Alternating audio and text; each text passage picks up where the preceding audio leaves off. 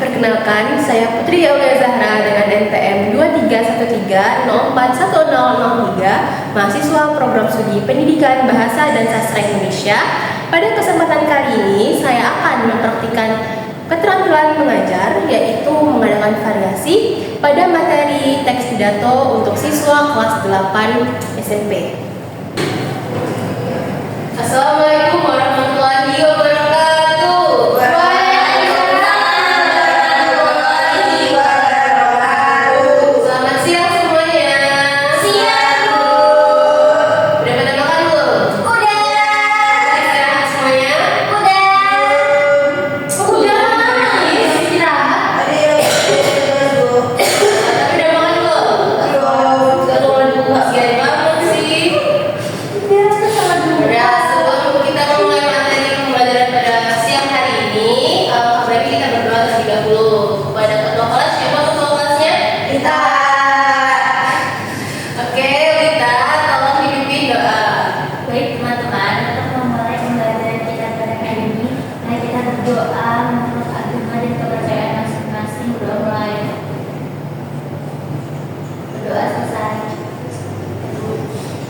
Terima kasih Wita. Sebelum memulai lagi, Ibu cek dulu kehadiran kalian ya. Wita Herlina, hadir. Rani Agustina, hadir. Intan Nuraini, hadir. Oke. Denisha Tadla, hadir. Oke, berarti masuk semua ya. Ya Bu. Oke, sebelum kita masuk ke materi pada siang hari ini, Ibu ada video nih. Penampilan peserta dengan nomor 17. Ini yang baru. Assalamualaikum warahmatullahi wabarakatuh. Shalom. Salam sejahtera untuk kita semua. Om Swastiastu. Namo Buddhaya. Salam kebajikan. Tapi selamat dimulai. Sembah sujud karena melempang. Adil Katalino. Bacurangin Kasaruga. Basenya Kajubaka. Arus. Bapak Ibu dan juri yang saya hormati serta hadirin sekalian.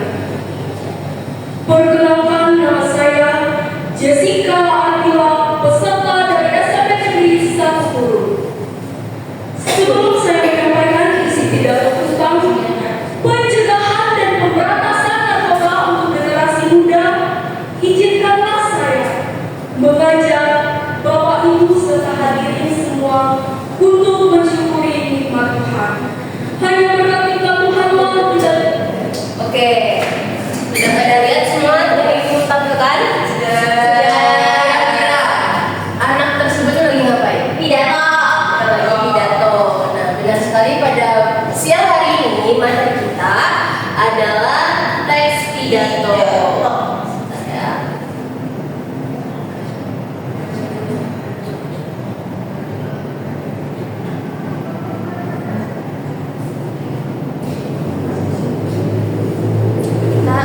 Teks pidato. Nah, sebelum itu ada yang tahu nggak sih apa itu pidato? Ceramah. Ceramah merupakan salah satu contoh dari pidato. Selain ceramah, kata kunci deh dari apa sih itu pidato? Orang yang berbicara di depan umum. Orang yang berbicara di depan umum. Ada lagi?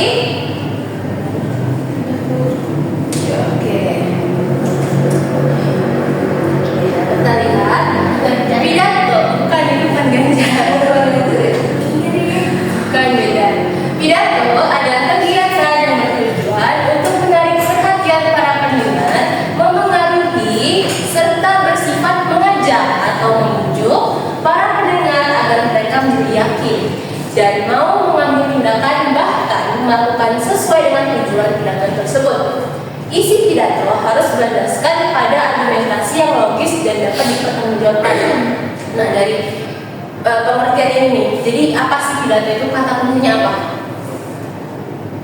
Argumentasi mengajak. Mengajak. Selain itu mempengaruhi, Membujuk. mengajak, mempengaruhi apa lagi? Membujuk. Belum. Yang meyakinkan. Nah, ini dari mengenai. Nah, jadi pidato adalah sebuah kegiatan yang berbentuk mengajak, memengaruhi dan membujuk audiens atau pendengar untuk mengikuti atau melakukan sesuai dengan isi pidato yang kita sampaikan. Contoh, misal kita menyampaikan pidato tentang tadi anak tersebut itu menyampaikan tentang narkoba. Nah, jika kita menyampaikan pidato tentang narkoba ini, kira-kira apa sih tujuan kita menyampaikan pidato tentang narkoba tersebut? Supaya untuk masyarakat tidak menggunakan narkoba. Agar masyarakat tidak menggunakan narkoba, karena narkoba memiliki banyak sekali dampak negatifnya. Nah, isi pidato harus berlandaskan pada argumentasi yang logis dan dapat dipertanggungjawabkan. Jadi, ketika kita menyampaikan pidato, kita ini harus isi yang kita sampaikan ini harus bisa dipertanggungjawabkan. Tidak bisa asal-asalan kita berbicara ini seperti ini, tapi harus ada data, harus logis dan dapat dipertanggungjawabkan. Oke. Nah, apa sih tujuannya yang tadi sudah dijelaskan? Pidato memiliki tujuan untuk memengaruhi, mengajak, atau membujuk para pendengar untuk mau mengikuti keinginan kita atau sasaran isi dari pidato secara sukarela. Jadi tujuan dari kita melakukan pidato ini selain memberikan wawasan, kita juga memiliki tujuan untuk mengajak, membujuk, menghimbau pendengar atau audiens untuk mengikuti apa yang kita sampaikan. Oke, selanjutnya ada ciri-ciri dari teks pidato. Yang pertama, memiliki tujuan yang jelas. Ya, seperti yang sudah Ibu sampaikan tadi, pidato ini memiliki tujuan untuk apa?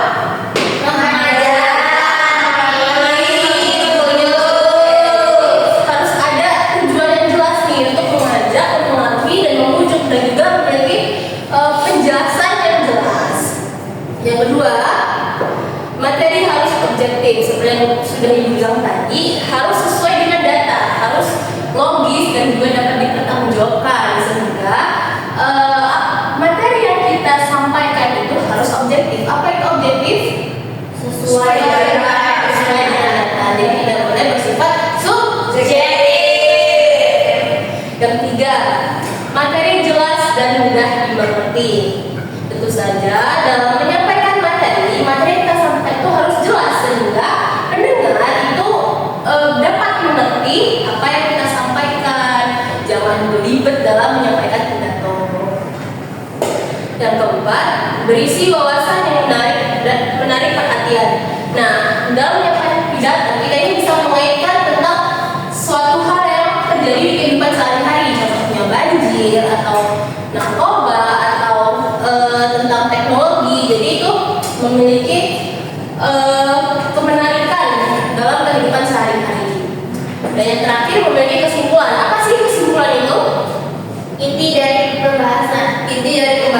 Jadi setelah kita membacakan pidato di awal dengan pembukaan, lalu isi, kemudian menutup, kita memberikan kesimpulan nih. Jadi dari semua yang kita sampaikan itu, apa kesimpulannya, apa intinya dari yang ingin kita sampaikan. Oke, selanjutnya ada struktur teks pidato. Yang pertama ada pembukaan. Pembukaan pada teks pidato terdiri atas 3 bagian, yaitu salam pembuka, ucapan penghormatan, dan juga ucapan rasa syukur. Nah, tadi dari video yang Ibu tampilkan itu, dia itu membacakan pidato di bagian pembuka, isi atau penutup? Pembuka. Benar sekali. Karena dalam pembuka itu harus ada 3 bagian, yaitu salam pembuka, diawali dengan salam, assalamualaikum, salam yang lainnya juga. Lalu ada ucapan penghormatan. Ucapan penghormatan ini bisa kepada juri atau kepada audiens atau orang-orang yang terhormat di dalam forum tersebut. Dan yang terakhir juga ada ucapan syukur kepada Tuhan karena sudah diberikan kesehatan sehingga dapat berkumpul di forum pidato tersebut. Yang kedua ada isi. Isi ini adalah inti pidato. Nah, dalam isi ini berisikan pendapat, gagasan, alasan, berbagai data pendukung, dan juga pesan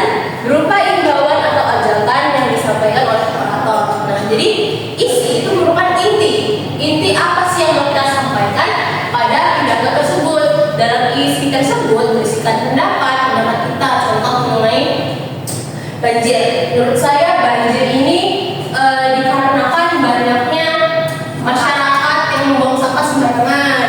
Nah, lalu alasannya kenapa nih saya bisa berpendapat seperti itu? Alasannya kenapa? Lalu disertai dengan data pendukung seperti yang sudah disampaikan, karena ciri-ciri dari teks pidato itu bersifat objektif. Oke, nah setelah kita memberikan data alasan pendapat, kita mengajak audiens atau pendengar untuk apa? Kalau tentang banjir untuk apa? Untuk tidak membuang sampah sembarangan. Membuang sampah sembarangan. Seperti itu. Dan yang terakhir ada penutup. Penutup pidato merupakan bagian aktif sebuah pidato. Bagian penutup biasanya berisi harapan, permohonan maaf, ucapan terima kasih, dan salam penutup. Nah, di bagian akhir ini berisi harapan. Seperti saya harap pendengar, kawan-kawan semua bisa menjaga kebersihan, jangan membuang sampah sembarangan, seperti itu. Permohonan maaf karena mungkin saja ada kesalahan kata atau kata-kata yang menyakiti hati audiens, sehingga kita bermohon maaf. Dan yang selanjutnya ada ucapan terima kasih, dan diakhiri dengan salam penutup karena dimulai dengan pembuka, yaitu salam, diakhiri dengan salam penutup. Nah, selanjutnya ada contoh dari teks pidato. Coba siapa yang mau membacakan contoh dari teks pidato tersebut? Kita deh. Tolong bacakan teks pidato tersebut. Coba maju ke depan. Oh, maju Bu. Ya. Baca biasa aja kan Bu. Baca biasa aja. Tapi kalau ada intonasi tidak apa-apa. Malu Bu. Manfaat teknologi. Selamat pagi dan salam sejahtera bagi kita semua, siswa dan guru SMA Negeri 1 Bandung. Yang saya hormati Ibu Kepala Sekolah SMA Negeri 1 Bandung, Ibu Nana Nurhaini SPD. Yang saya hormati Bapak dan Ibu guru beserta para staf SMA Negeri 1 Bandung dan juga teman-teman seperjuangan saya yang saya cintai. Puji dan syukur kita kepada Tuhan Yang Maha Esa karena kita dapat berkumpul di sini dalam keadaan yang baik. Pada kesempatan kali ini, saya akan menyampaikan pidato tentang manfaat teknologi. Seperti yang kita tahu, sudah banyak teknologi-teknologi canggih yang diciptakan untuk mempermudah cara hidup kita di zaman modern ini. Dengan adanya kecanggihan teknologi, kita dapat mempersingkat waktu dan mempercepat penyelesaian kerja. Namun, tetap ada yang menerima dan meresponnya secara negatif dengan berbagai alasan. Seperti kemunculan teknologi-teknologi ini secara tidak langsung telah memikirkan budaya sehari-hari yang telah ada. Hadirin sekalian, sebenarnya banyak manfaat yang telah dan akan kita dapatkan dengan penggunaan teknologi. Sebagai contoh, kita dapat berkomunikasi dengan kerabat. Meskipun lokasi kita terpaut jauh menggunakan telepon, HP, atau internet. Kita juga dapat lebih mudah menyelesaikan pekerjaan rumah seperti mencuci baju menggunakan mesin cuci, memasak nasi menggunakan rice cooker, dan masih banyak lagi. Kita pun dapat belajar apapun dari mana saja melalui internet. Baik dan buruknya teknologi itu bergantung dari orang yang memanfaatkannya. Saya harap kita dapat memanfaatkan teknologi sesuai dengan tujuan teknologi itu dibuat, supaya tidak terjadi penyalahgunaan yang dapat merugikan kita maupun orang lain. Demikian pidato ini saya sampaikan. Semoga dapat bermanfaat bagi kita semua. Terima kasih. Oke, terima kasih Dita. Bisa kita kasih tepuk tangan untuk kita? Oke, dari contoh teks pidato ini nih, kira-kira nih bagian mana sih pembukanya? Selamat pagi dan salam sejahtera.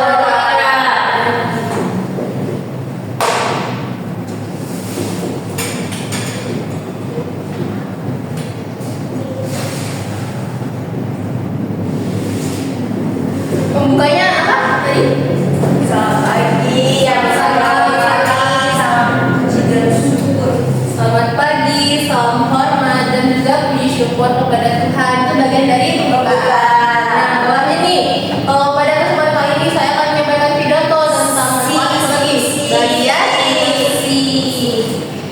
Kalau bagian penutupnya dari mana nih? Baik. Demikian mirip sekali ya. Baik dan buruknya Bu. Oh demikian Ini saya sampai pada kalimat terakhir dari pidato tersebut merupakan bagian dari penutup. Paham ya?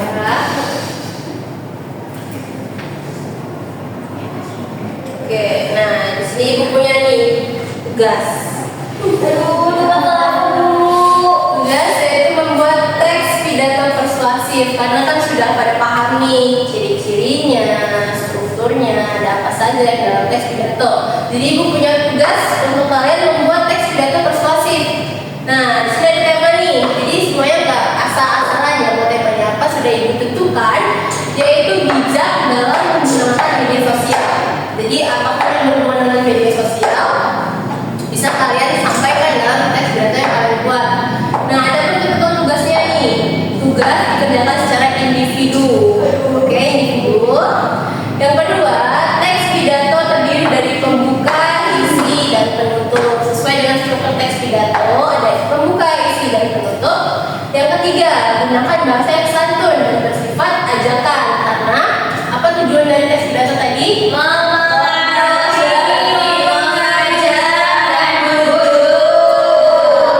Yang keempat, kumpulkan pada pertemuan pekan depan. Jadi ada waktu 1 minggu untuk kalian membuat. tugasnya udah banyak. Baik dikasih kita. Iya Bu. Kan seminggu waktunya. Dan yang terakhir, teks pidato yang sudah dibuat harus dipelajari dan dilatih karena akan ditampilkan di depan kelas pada pertemuan berikutnya. Apa nanti minggu depan materi kita berhubungan dengan materi hari ini. Jadi teks pidato yang sudah kalian buat, ini kalian pelajari nih. Apa sih yang kalian jelaskan? Apa sih yang kalian ungkapkan? Kalian ajak dalam teks pidato tersebut. Latihan nih gimana menyampaikannya, bagaimana intonasinya. Tapi malu Bu takut gak bisa. Gak apa-apa kan sama teman-teman sendiri latihan kan dalam 1 minggu. Nah, nanti di pekan selanjutnya kita itu membahas tentang metode-metode pidato. Jadi dalam menyampaikan pidato ini ada metode-metodenya, ada beberapa metode nanti ibu sampaikan. Nah, sebelum ibu sampaikan kalian bisa mencari terlebih dahulu tentang materi metode-metode teks pidato tersebut. Paham semuanya? Ada yang ditanyakan? Oke, karena sudah paham nih semuanya nih, ibu minta 1 orang yang bisa menyimpulkan apa yang kita pelajari pada siang hari ini. Coba, Denisha. Ayo coba, Denisha. Kita belajar apa sih pada siang hari ini? Belajar tentang teks pidato Bu. Apa yang teks pidato? Teks yang bertujuan untuk mengajar, mempengaruhi, dan membujuk. Terus ada ciri-cirinya yaitu harus objektif, sesuai data dan dapat dipertanggungjawabkan. Strukturnya ada pembuka, isi, dan penutup. Oke, dan terima kasih Indonesia. Oke, hari ini kita sudah belajar tentang teks pidato. Teks pidato adalah teks yang bertujuan untuk mengajak, mempengaruhi, dan membujuk pendengar untuk mengikuti apa yang kita sampaikan dalam pidato tersebut. Ada ciri-cirinya yaitu objektif, lalu memiliki tujuan, ada kesimpulan, lalu dan lain-lain. Mas, untuk di struktur ada pembuka, ada isi, dan juga penutup. Oke, benar nih udah paham semua? Oke, baik. Kalau sudah pada paham, pembelajaran pada siang hari ini kita akhiri sampai di sini ya.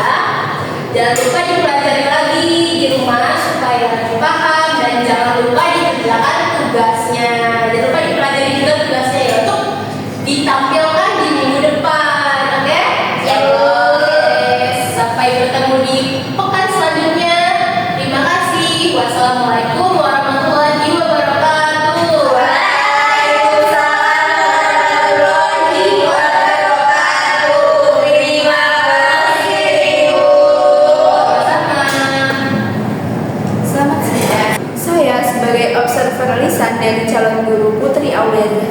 dengan NPM 2313041003 dengan topik Tanggal dulu, Jir. Selamat siang, saya sebagai observer lisan dari calon guru Putri Aulia Zahra dengan NPM 2313041003 pada tanggal 24 Oktober 2025 dengan topik teks pidato kelas 8. Pada komponen variasi dalam gaya mengajar guru, poin pertama, suara. Guru memberi variasi dalam nada suara, volume suara, kecepatan bicara. Calon guru mampu mengatur nada, volume, dan kecepatan bicara secara dinamis sehingga suasana kelas tetap hidup dan siswa tidak mudah bosan. Kedua, mimik dan gerak. Guru mengadakan perubahan mimik dan gerak seperti tangan dan badan untuk memperjelas penyajiannya. Calon guru menampilkan ekspresi wajah yang sesuai dengan materi serta menggunakan gerak tangan untuk memperjelas penjelasan. Ketiga, kesenyapan. Guru dengan sengaja memberikan waktu senyap atau hening dalam pembicaraannya. Calon guru sesekali memberikan jeda hening setelah menjelaskan poin penting agar murid dapat memproses intonasi meskipun masih bisa ditingkatkan agar lebih efektif. Keempat, kontak pandang. Guru melayangkan kontak pandang dan melakukan kontak pandang dengan muridnya. Calon guru melakukan kontak pandang dengan para muridnya untuk menunjukkan perhatian dan keterlibatan dalam proses belajar. Kelima, perubahan posisi. Guru bergerak dalam kelas untuk maksud yang berbeda-beda. Calon guru aktif berpindah posisi untuk memantau murid sehingga interaksi terasa lebih dekat dan tidak monoton. Keenam, memusatkan.